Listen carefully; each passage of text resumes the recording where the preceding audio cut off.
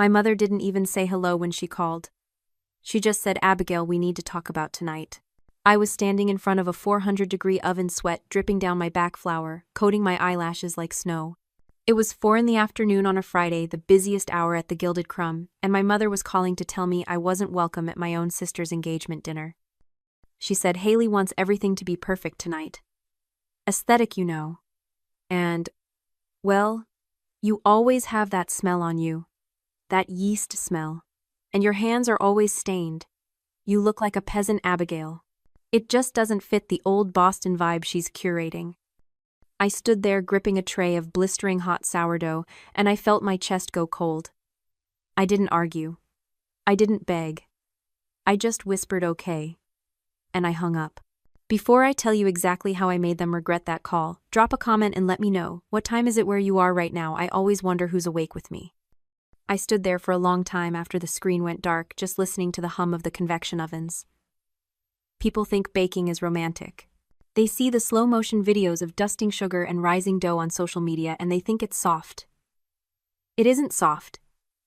It's burns on your forearms that look like maps of countries that don't exist.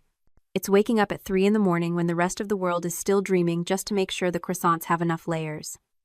It's cracked skin and aching shoulders and a level of physical exhaustion that settles into your bones and never really leaves. My sister Haley didn't know about that kind of tired. Haley was 26, a lifestyle influencer who made a living unboxing luxury handbags and filming her skincare routine in perfect natural light. My parents called her the golden child. They beamed when she showed them her engagement ring, a 3-carat oval diamond that cost more than my entire culinary school education. They bragged about her to their friends at the country club. But what they didn't mention, what they never talked about, was who actually paid for that lifestyle. For 5 years, I had been the invisible wallet of the family. When my father Brian made bad investments and lost a chunk of his portfolio, I was the one who transferred $5,000 a month to keep the brownstone heated. When Haley needed a new camera for her vlog because the old one wasn't crisp enough, I wrote the check. I told myself I was supporting her dreams. I told myself that because I was the one in the back of the house, the one covered in flour and sweat, it was my job to make sure they could shine in the front of the house. But that afternoon, leaning against the stainless steel counter, I realized something that hit me harder than the heat from the ovens. It's a concept sociologists call the service paradox. My family loved the product, but they despised the producer. They loved the luxury of the pastries I made. They loved the money my bakery brought in. They loved the status of eating artisan bread. But they looked at the labor required to make it, the sweat, the early hours, the rough hands, and they saw it as dirty. They didn't see me as a daughter or a sister. They saw me as a utility. I was the machine in the basement that kept the lights on, and they were ashamed to let the guests see the generator. I rubbed my eyes trying to summon some sadness, but all I felt was a cold, sharp clarity. This wasn't a family dynamic anymore. It was a transaction. And the contract had just expired. The next morning, the bell above the bakery door jingled aggressively. It wasn't the soft, welcoming chime of a regular customer coming in for a morning bun. It was the frantic, entitled rattle of people who think they own the place. I looked up from the laminating machine, my hands deep in cool dough, to see my father Brian, my mother Tara, and Haley storming into the shop. They didn't look happy. They didn't look sorry for the way they had spoken to me the night before. They looked panicked. "Abigail, thank God you're here," my mother said, breathless, clutching her pearls like she was in a Victorian melodrama. "We have a crisis." She didn't say hello. She didn't apologize for uninviting me less than 24 hours ago because I smelled like a peasant. She just bypassed the counter and walked right into the kitchen, her heels clicking loudly on the sanitary tile. Haley was right behind her, looking immaculate in a cream-colored cashmere set. She walked straight to the large glass pastry case, but she didn't look at the tarts. She looked at herself. She adjusted her hair, checking her reflection in the glass. "The caterer canceled," Haley said to her reflection, her voice tight. "Can you believe it? He said he had a family emergency." "Unprofessional. Totally unprofessional. Anyway, we need you to fix it."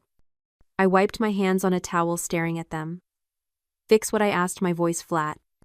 "The desserts, obviously," Haley snapped, finally tearing her eyes away from her own face to look at me with disdain. "We need 5 dozen of your midnight cronuts, the ones with the gold leaf, and a 3-tier vanilla bean cake with the raspberry filling. We need it delivered to the venue by 4. I looked at the clock on the wall. It was 10 in the morning. They wanted a 3-day process completed in 6 hours. And judging by the way my father was avoiding eye contact while inspecting my mixer, they wanted it for free. I could see it in their posture. They weren't asking a professional, they were commanding a servant. My father stepped forward, trying to look authoritative in his weekend blazer. "Look, Abby, we know it's short notice, but this is for your sister. We need to make a good impression. Jonathan's business partners are going to be there. We need the best." I looked at Haley again. She was back to looking at herself in the glass, smoothing her cashmere. And that's when I saw it. It's a psychological distinction called the mirror versus the window.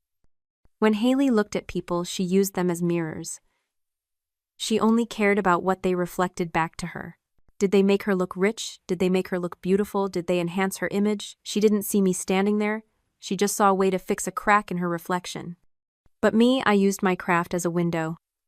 I poured my soul into this bakery to connect with people, to feed them, to offer them something real.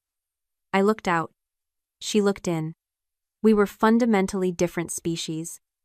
"I can't do it," I said. The silence in the kitchen was sudden and absolute. My mother's mouth dropped open. "What do you mean you can't? You have flour right there. Just make them." "I can't make them," I repeated, my voice steady. "The dough for the cronuts takes 48 hours to rest. The cake layers need to cool. It's physically impossible." "You're just being selfish," Haley hissed, her face twisting into something ugly.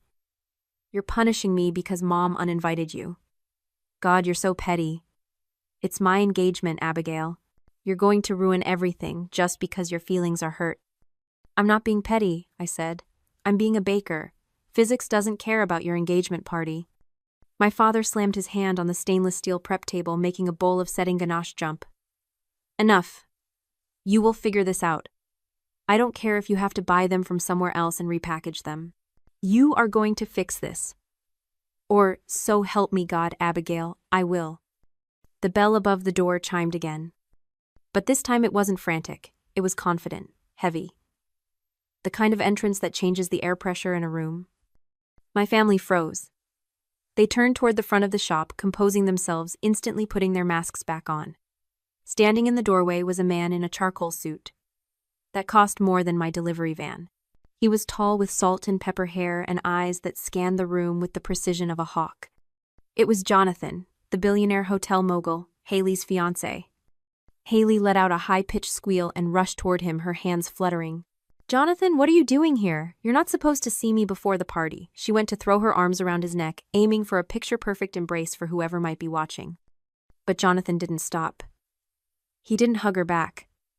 He didn't even look at her. He sidestepped her outstretched arms with a smooth, fluid motion, walking right past my parents, right past the display case, and straight up to the counter where I stood. He looked at me. He didn't look at the flour on my apron. He didn't look at the sweat on my forehead. He looked me right in the eyes with a reverence I had never seen from my own father. "Are you Abigail?" he asked, his voice deep and serious. I nodded, too stunned to speak. He exhaled a long sound of genuine relief. "I have been trying to meet you for 6 months. I'm Jonathan. I own the Atlas Hotel Group. We exclusively contract with your bakery for our VIP suites. Your brioche is the only reason our Paris location has a 5-star breakfast rating." My mother made a choking sound. My father looked like he had been struck by lightning. Haley stood in the middle of the shop, her arms still half raised, staring at the back of her fiancé's head. You know her?" Haley asked, her voice trembling. Jonathan turned slowly, as if he had forgotten she was even in the room. "Know her, Haley. This woman is a genius. I told you I only agreed to meet your family because I saw the last name and hoped you were related to the owner of the Gilded Crumb." The air left the room. It was a vacuum of shock. Jonathan turned back to me, his expression shifting from professional admiration to confusion. "I sent you 5 emails, Abigail. My team sent contracts. We wanted to partner with you to open a flagship location in our new Tokyo hotel. Why did you never respond? We thought you weren't interested." I frowned, wiping my hands on my towel again. "I never got any emails," I said. "I check my inbox every night. I would never ignore an offer like that." Jonathan pulled out his phone, tapping the screen a few times before turning it around to show me. The email chain was there. But the reply address wasn't mine. It was a forwarded address. One I recognized immediately. It was my father's personal email. I looked up at Brian. He was pale, a sheen of sweat breaking out on his upper lip. Jonathan followed my gaze, his eyes narrowing as he put the pieces together. He intercepted them, I said, my voice cold. Dad, you have access to the server from when you helped me set up the domain. My father stammered, backing up against the heavy industrial mixer. I was protecting you, Abby. You're not ready for that kind of pressure. Tokyo, it's too far. We need you here. Who would run errands for your mother? Who would help Haley? I was just trying to keep the family together. Jonathan let out a short, humorless laugh. You blocked a multi-million-dollar partnership because you wanted her available to run errands. Haley stepped forward, trying to salvage the situation, grabbing Jonathan's arm with a desperate grip. Babe, it doesn't matter. It was a misunderstanding. Look, we're here now. Abigail can just bake the pastries for tonight, and we can talk business later, okay? Family first. Jonathan looked at her hand on his arm like it was a foreign object. He looked at my parents shrinking in the corner like scolded children. Then he looked at me. I don't think there are going to be any pastries, he said. Actually, I said, cutting in. There is something you should know about the pastries. My mother looked hopeful for a second, clutching her designer bag. You have some in the back, she asked, desperate. You saved some. No, I said. I don't. See, the midnight cronuts sell out 3 months in advance. There is a waiting list. And the batch I made this morning, the ones you wanted? Where are they? Haley demanded. I already donated them. Donated them? Haley shrieked. To who? To the women's shelter on 4th Street, I said. I drop them off every Friday at 9 a.m. The cupboard is bare, Haley. There is nothing here for you. Not a crumb. Haley's face crumpled. The mask of the polished, perfect influencer finally slipped, revealing the spoiled, terrified child underneath. She screamed. It wasn't a word. It was a raw sound of frustration, like a toddler denied a toy, but sharper. You are jealous, she yelled, her face turning an ugly, mottled red. You have always been jealous of me. You're just a baker, Abigail. You play with flour while I actually build a brand. You are sabotaging my happiness because you can't stand that I'm the one winning. You're ugly and you're bitter. And you're ruining my life. She was panting, her chest heaving. My parents rushed to comfort her, cooing and patting her back, shooting me looks of pure hatred. My mother whispered something about me being cruel, and my father stepped forward, looking like he was ready to physically force me to start baking. I looked at Jonathan. He was standing very still, watching Haley. His face was unreadable, like a statue carved from granite. He looked at the woman he was supposed to marry, seeing the ugliness spilling out of her, the entitlement, the cruelty, the absolute lack of grace. Then he looked at me, standing calmly in my flour-dusted apron. I didn't say anything. This is a technique called the power of the non-reaction. When someone is self-destructing, you don't interrupt them. You don't fight back. You don't defend yourself. You let the silence amplify their chaos. If you scream back, you give them fuel. If you stay silent, you become a mirror. I let the room ring with her insults. I let the quiet stretch out until it was heavy, suffocating, unbearable. I let them sit in the noise they had created. Then I moved. I reached behind my neck and untied my apron. The fabric made a soft, rustling sound as I pulled it off over my head. I didn't throw it. I laid it on the stainless steel counter and folded it. Corner to corner, edge to edge, perfectly square, the discipline of the kitchen. I reached into my pocket and pulled out a single silver key. The spare key to the back door. The one my father had used to let himself in this morning. The one he used to invade my sanctuary whenever he needed something. I placed the key on top of the folded apron. Click. Then I took out my phone. I opened my contacts. I found Mom. I hit block. I found Dad. Block. I found Haley. Block. I did it slowly, deliberately, holding the screen at an angle so they could see exactly what I was doing. Abigail, what are you doing? My mother whispered, the color finally draining from her face as the reality of the moment hit her. You can't just... I'm clocking out, I said. My voice was quiet, but it cut through the room like a serrated knife. I turned to my sous chef Marcus, who had been watching wide-eyed from the prep station, a tray of cooling scones in his hands. Marcus, you're in charge, I said. Close up early today. Lock everything. Everyone gets paid for the full shift. Yes, Chef Marcus said, straightening up. I walked around the counter. I walked past my father, who wouldn't meet my eyes, his bluster completely gone now that his leverage had evaporated. I walked past my mother, who was trembling, realizing she had just lost her ATM and her punching bag in the span of 5 minutes. I walked past Haley, who was sobbing into her hands, her engagement party ruined not by me but by the truth. I stopped in front of Jonathan. "I'm going to get a coffee," I said. "You're welcome to join me." Jonathan didn't hesitate. He didn't look at Haley. He didn't say goodbye to the parents he had been trying to impress. He turned his back on them, on the fiancé, on the aesthetic, on the entire toxic circus. "After you," he said. We walked out the front door into the snowy Boston street. The bells chimed above us one last time. Behind us, the bakery smelled like burnt sugar and regret. But out here, the air was cold and clean. I took a deep breath, the icy air filling my lungs, and for the first time in 5 years, I didn't feel the weight of them on my shoulders. I felt light. The fallout was spectacular, but quiet. There were no police, no screaming matches in the street. Just the devastating weight of consequences finally arriving. Jonathan broke off the engagement that night via text message. He didn't do it cruelly. He did it decisively. He cited a fundamental incompatibility of values, which is corporate speak for, "I realized you and your family are monsters." Haley tried to spin the story on social media. She posted a tearful video about how she was blindsided and how her jealous sister ruined her big day.